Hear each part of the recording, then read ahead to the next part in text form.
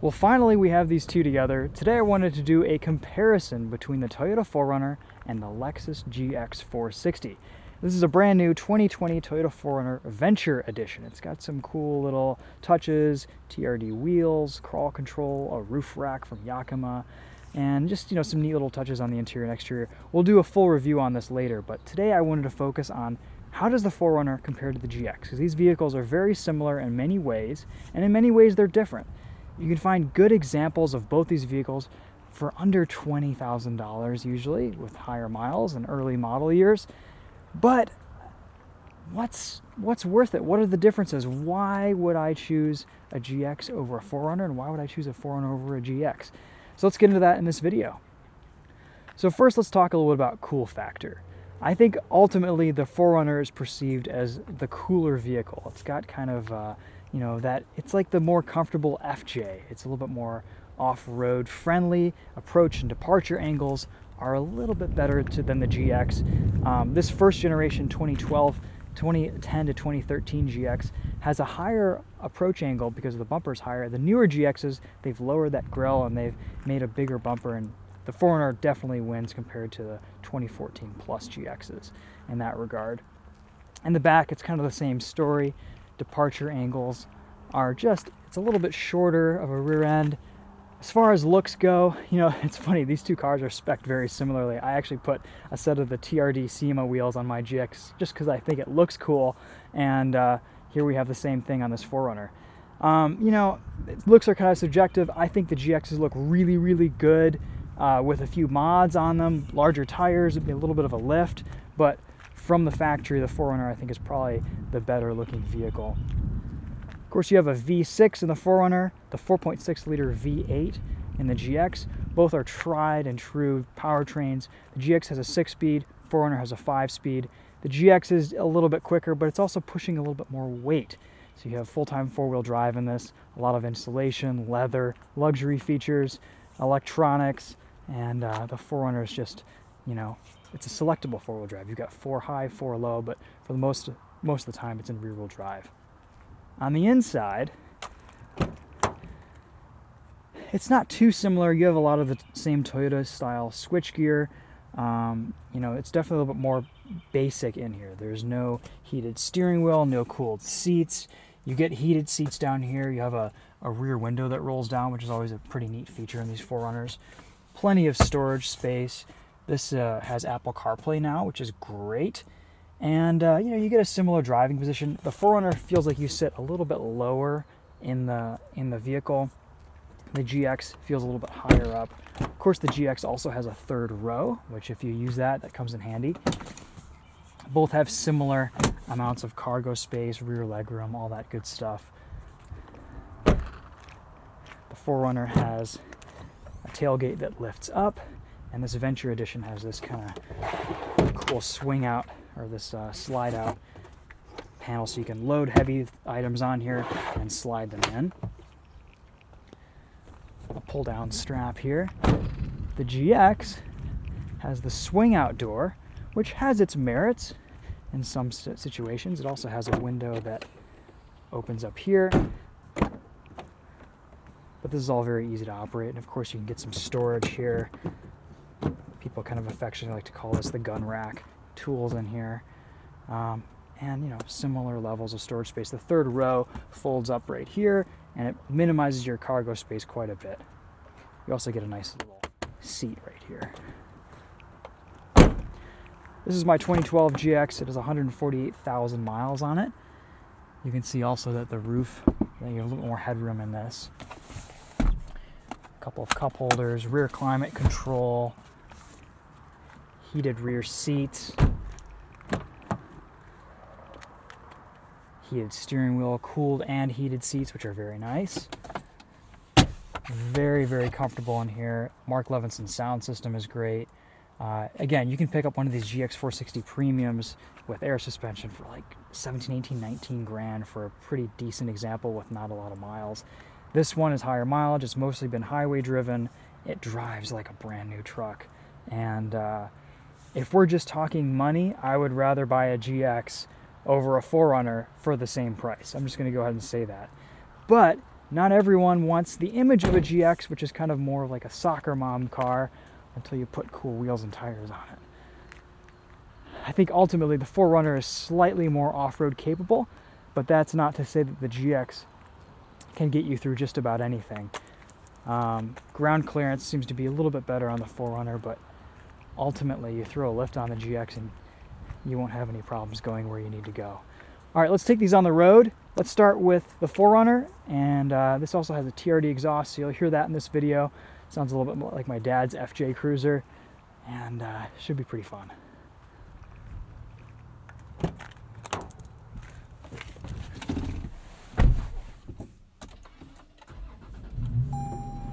I think one of the coolest thing when you start both of these vehicles up, you get that big whoosh from the fan clutch engaging, and you still get a belt-driven fan in these, which is just neat. You know, there's nothing fancy here, no direct injection.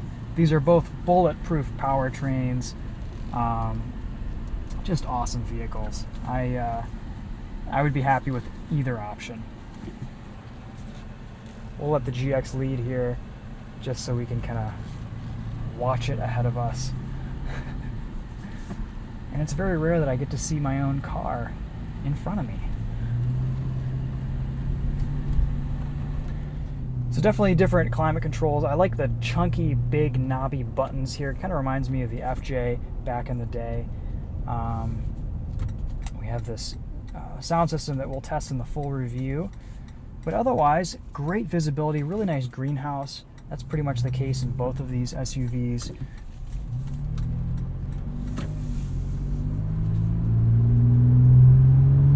can hear that TRD exhaust. Basically, my initial impressions comparing these two is that you feel a little bit lighter and just more nimble in the 4Runner. It doesn't necessarily feel like a smaller vehicle, but you feel slightly lower. The suspension, this is a coil spring setup. The GX has a rear airbag setup, but again, independent suspension in the front, a solid rear axle on both vehicles.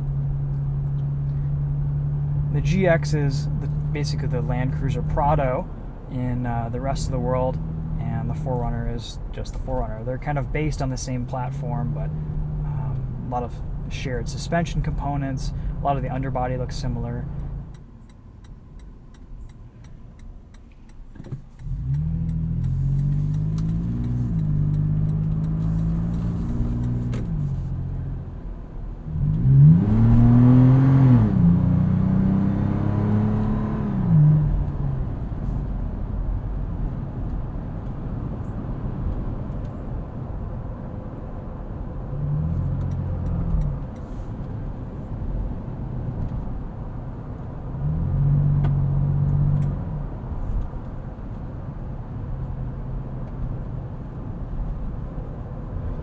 With the air suspension on the GX, you get 3 shock absorber modes. So you can put it into comfort, normal, or sport. And on the 17-inch wheels and tires that I have, honestly, it doesn't really make that much of a difference.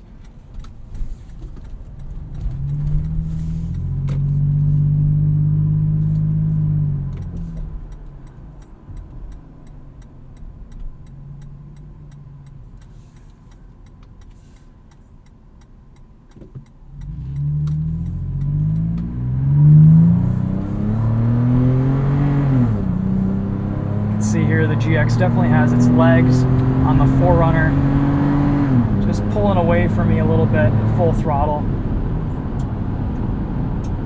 Both are reasonably composed around the corners for being big, heavy SUVs.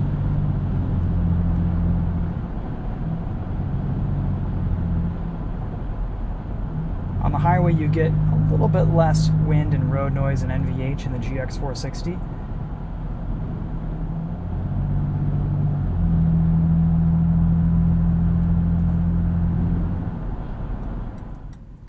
And also, that's a 148,000 mile vehicle. This has 2,700 miles on it. And, so everything feels a little bit fresher. The bushings on this are pretty new. The brake pedal feels a little bit firmer.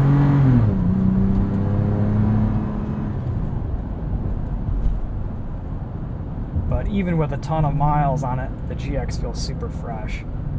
As long as you keep up with maintenance on both of these cars, they will drive pretty much brand new for a majority of their lives.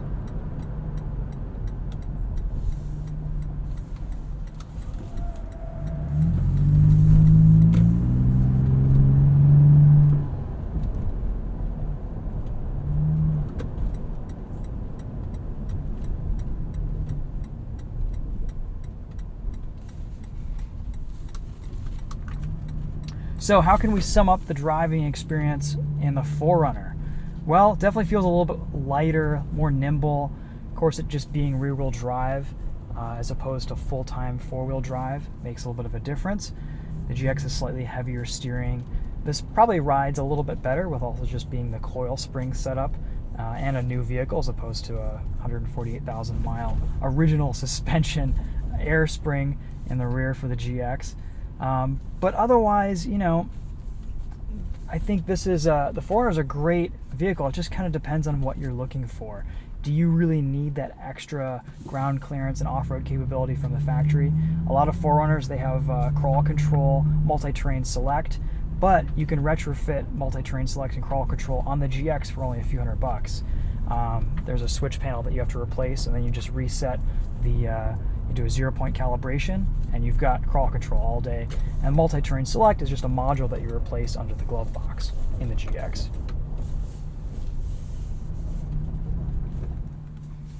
All right, we'll swap here and take you out in the Lexus GX 460. Let's hear that TRD exhaust real quick too. This might have a TRD intake too. Few revs. Sounds good. Sure, yeah. Let's hear that one more time from the outside.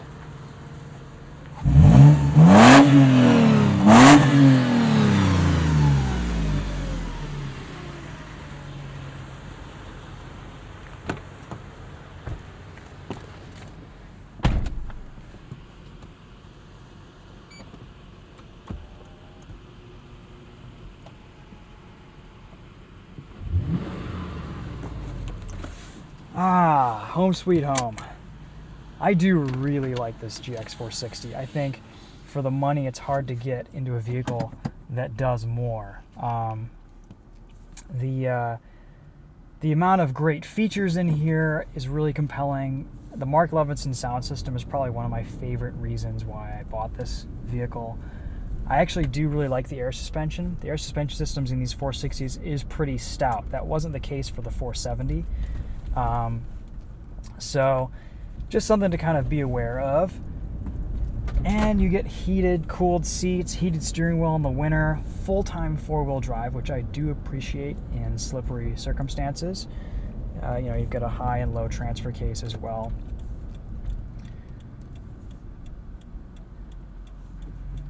But there is a smoothness and a luxuriousness to this GX that the 4Runner just doesn't quite achieve.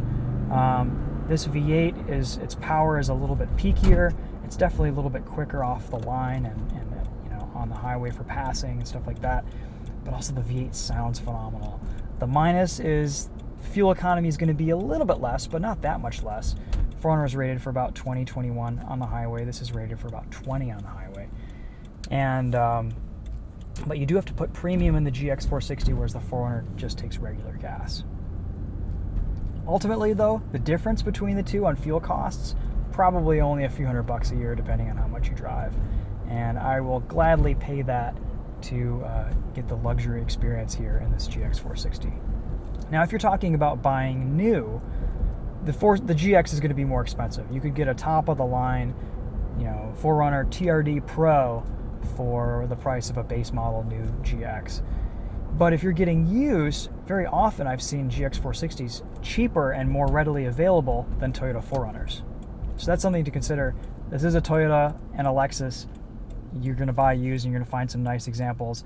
I will say one advantage to shopping GXs, you're going to find a lot of GXs that haven't been abused. They've only been on the shopping run.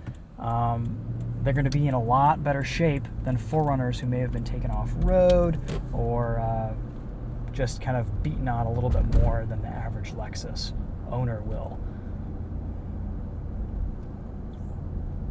The aftermarket support is pretty vast for both models. And so I'm amazed at what's come out in recent years for this GX 460. The 4Runner's always had a pretty stout aftermarket with as far as parts and availability and accessories.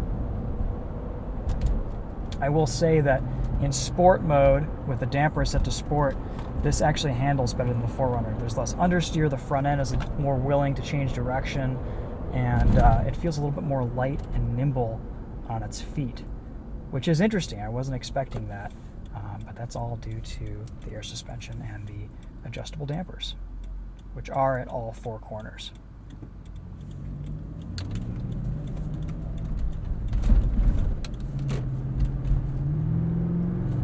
Put it into sport mode.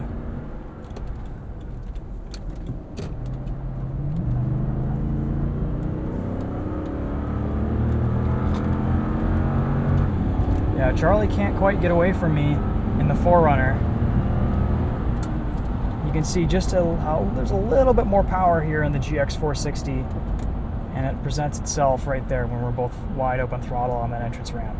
That's actually a really interesting comparison car to car. And of course, sitting here on the highway, very comfortable, a little bit less road and wind noise. I mean, there's really no secret as to where my allegiances lie. I bought a GX after test driving a bunch of 4Runners, and you know, I think both have their merits, and it kind of depends what you're looking for. The 4Runner is definitely the more popular option for off-roaders and overlanders, and out of the box, it is a more capable vehicle, but this GX is darn close, and if you want to throw a lift on it and some knobby tires, you'll be right up there with the best of the 4Runners. So, and it's, you know, this is kind of like it's my reliable Land Rover, so to speak. It's just so great off-roading in this thing, in complete comfort, AC blasting, leather seats, you know, blasting you with cold air or hot air, and you know, it's just, this thing has been a pleasure to own and a real joy to drive. It eats up the miles. It's incredibly comfortable, and there's just a lot of merits to this being a Lexus.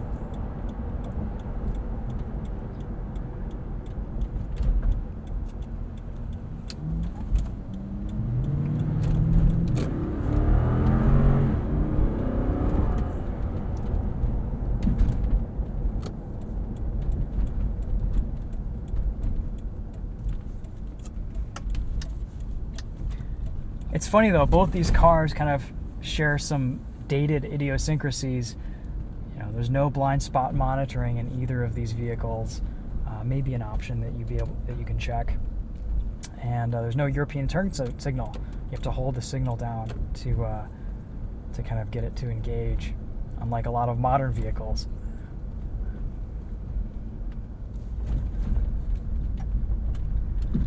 But both of these vehicles are still selling incredibly well. Toyota and Lexus have stuck with their original formulas on these. And I think they will be known over time for their reliability, their simplicity, and there's a big appeal to that in today's market. And both the 4Runner and the GX kind of nail that aspect of appeal, and I think they target their respective buyers very well. The GX is just kind of starting to gain notoriety in the US for being an off-road capable vehicle. And I think that's nice, because it's about time that people started using these how they were designed to be used.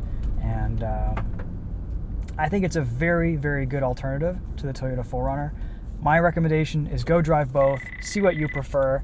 I was immediately sold on the GX 460 in the first 2 minutes of test driving it. It's just such a more refined package. But yeah, so those are my thoughts. Let me know what you guys think. I know a lot of buyers have switched from FJs or 4Runners to GXs because of the extra comfort and space and third row. And there are merits to both for sure. So anyway, guys, that'll wrap up this video. It's been nice kind of driving these back to back, and very interesting to see how they compare.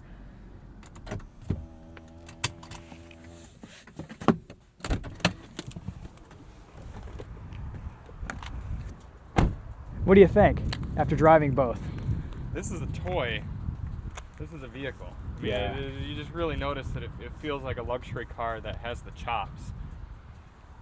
This one, it's endearing at first, certainly, but if I weren't knowledgeable about any of these things and you plopped me into both and said which one costs half of the other, I'd easily say this one. Yeah. I mean, yeah, it feels a little bit tighter, but it's a brand new car.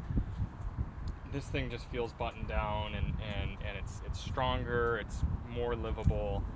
This feels a little tighter over the bumps, but just the way you sit, the way you feel over the wheel, everything just feels like you're kind of driving like a very large side-by-side. It's a refined airbags and FJ Cruiser. Yeah, pretty much. Whereas I'd rather be in this for any longer than half an hour. And this thing really peters out, like getting on that on-ramp. I was pedal to the metal. You were pulling from me in this when Yeah. I was in the 4Runner, and then when you were in the 4Runner, I was right up your bumper. Oh yeah. Yeah. And not only that, but this didn't even feel taxed to do that, and this was screaming. Yeah.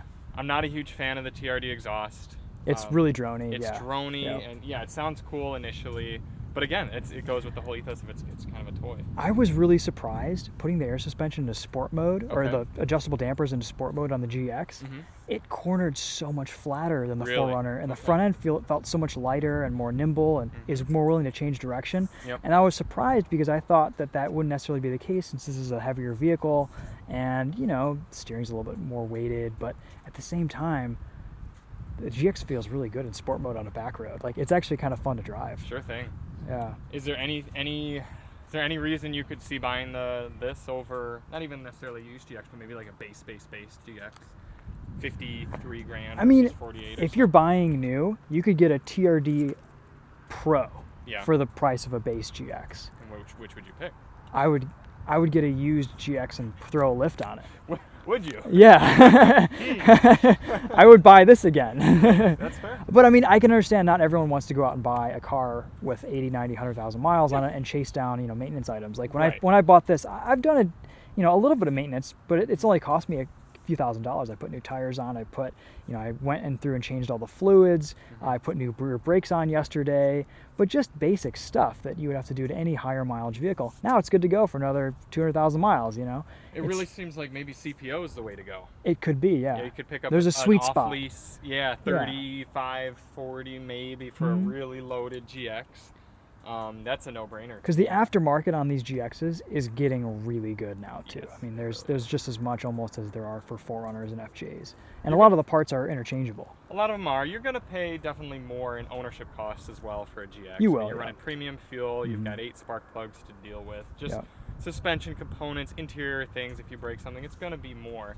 But I really think you're being rewarded with more of a daily driving experience. It's business class as opposed to Economy. Comfort Plus or economy. Yeah. And that's not to knock the 4Runner, but I just feel like it exists in this weird limbo stage of like, if you want to go full off-roady, get either a Jeep or an FJ, Yeah. find an FJ or something like that, and or a TRD Pro, like you said, and go all the way there, go 100%. But if you're not, if you're going to use it as a daily driver or something, get the refinement edge, or if you're really not going to do a ton of off-roading, maybe a Highlander or a RAV4 is a better choice for you. Yeah. I think the 4Runner looks cooler. I mean, the GX, and especially this generation, looks a little bit cross-eyed. But, I think you throw some decent-looking wheels and tires on there, and it looks pretty good. You could do more on the roof rack if you wanted to make it look a little more aggressive. Exactly. You could paint them black or get something that's a little higher, get some crossbars. I love how similarly these two are spec'd so that we can kind of compare them. Also, towing capacity, 5,000, 6,500. So if you're towing, GX is probably a better option. And with the air suspension, it's self-leveling. Yeah, it's just cool driving them both back to back. There are some pretty significant differences behind the wheel. I was surprised. I think, especially kind of looking at the way the market's going and EPA and all these sorts of things, it's a good opportunity to just get a V8. I mean, how much longer are you just going to be able to have a nice, smooth, bulletproof V8 engine? It's true. And yeah, you're going to be paying some more in fuel, but unless you're really slow rock crawling a lot, you just feel like you're getting a lot more for that. Yep. And you can put crawl control in the GX for about a few $100. Sure. All you have to do is replace there's like a switch panel, swap that out, reset, do a 0-point calibration. Yep. Done. That's it. Costs about $300-400. Sure. And I already installed multi-terrain select, but multi-terrain select is just kind of a traction control system too. So And another part of it is what sort of ethos do you want to chase? Yeah. Do you want to be a 4Runner bro, a turd bro? Yeah. Or do you want to kind of have the capability, but also sort of just be able to be innocuous on the road and Definitely. blend in a bit? I mean, this definitely has the soccer mom image to it, and the 4Runner is cool. It's cooler, you know. Yeah. 100%. But the advantage is if you're buying used, you can get one of these that's been owned by a soccer mom and barely driven off-road or abused. Yep. And these, it's kind of harder to find them to begin with and find them in good shape that haven't been, you know, ragged on. Yep. And even though this is so much older, I didn't feel like I'm missing anything inside there that was on this. I didn't get into this and feel like, wow, this is an 8-year newer interior and all these features. I mean, the infotainment looks slightly more up to date, sure. It has Apple CarPlay, but soon you're going to be able to like add Grom and do Apple CarPlay in these old GXs too. And if you really wanted, swap out the deck for, you know, some Pioneer unit for exactly. $1,000. Yeah. Yeah. No, I'm Team GX for sure. All right. Well, there you go. Second opinion from Charlie at Daily Motor. Thanks for watching, guys. We'll see you in the next one. Take care.